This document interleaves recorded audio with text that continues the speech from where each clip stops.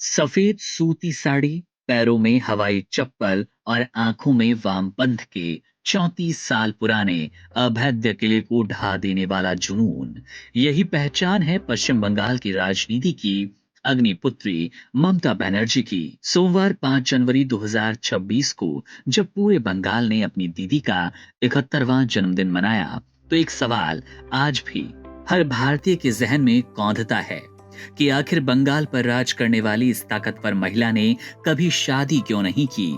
क्या ये कोई अधूरा प्रेम था या फिर सत्ता की राह में चुना गया एक कठिन त्याग। आज उनके जन्मदिन के मौके पर हम ममता बनर्जी की जिंदगी के उन अनछुए पहलुओं को खंगालेंगे जिन्हें लोग अक्सर गूगल पर तलाशते हैं। ममता बनर्जी ने कभी शादी नहीं की और न ही उनके कोई बच्चे हैं, लेकिन ये फैसला किसी मजबूरी का नतीजा नहीं बल्कि एक सुविचारित संकल्प था। जब ममता महज 17 साल की थी, तभी उनके पिता प्रोमिलेश्वर बनर्जी का साया उनके सिर से उठ गया। एक निम्न मध्यम वर्गीय परिवार में 6 भाइयों और 2 बहनों की जिम्मेदारी अचानक इस युवा लड़की के कंधों पर आ गई। उस दौर में बंगाल की गलियों में वामपंथ के खिलाफ एक नई चेतना अंगड़ाई ले रही थी। ममता ने महसूस किया कि यदि वो वैवाहिक और पारिवारिक बंधनों में बंध गईं, तो शायद समाज और राजनीति के प्रति उनकी प्रतिबद्धता अधूरी रह जाएगी। उन्होंने अकेले रहने का रास्ता चुना ताकि वो अपना पूरा जीवन जनता की सेवा में झोंक पाए। उनके चुनावी हलफनामों से लेकर सार्वजनिक रिकॉर्ड्स तक ममता हमेशा एक अविवाहित और समर्पित जननेता के रूप में दर्ज रहीं। हालांकि उनका अपना परिवार काफी बड़ा है। उनके भतीजे अभिषेक बनर्जी आज टीएमसी के राष्ट्रीय महासचिव हैं और उन्हें ममता का राजनीतिक उत्तराधिकारी भी माना गया।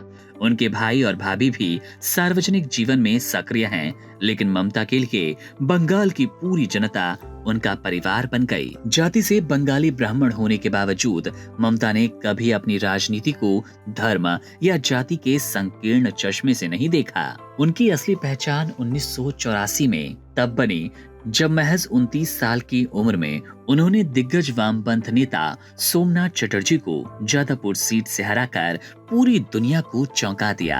इसके बाद 1 जनवरी 1998 को कांग्रेस से अलग होकर उन्होंने तृणमूल कांग्रेस बनाई और साल 2011 में वो करिश्मा कर दिखाया जिसकी किसी ने कल्पना ना की। आज वो भारत की राजनीति में एक ऐसी धुरी हैं जिनके बिना विपक्षी एकता की बात अधूरी है। खास बात ये कि मई 2026 तक पद पर बने रहने के बाद वो शीला दीक्षित का रिकॉर्ड तोड़कर देश की सबसे लंबे वक्त तक मुख्यमंत्री रहने वाली महिला नेता बन जाएंगी। सादगी की मिसाल ममता बनर्जी आज भी मुरी तेले भाजा पसंद करती हैं, पेंटिंग करती हैं, कविताएं लिखती हैं। उनका 71वां जन्मदिन सिर्फ एक नेता की उम्र का पड़ाव नहीं बल्कि एक महिला के उस संघर्ष की कहानी है जिसने अकेले दम पर हिंदुस्तान के सियासी नक्शे को बदल रखा है।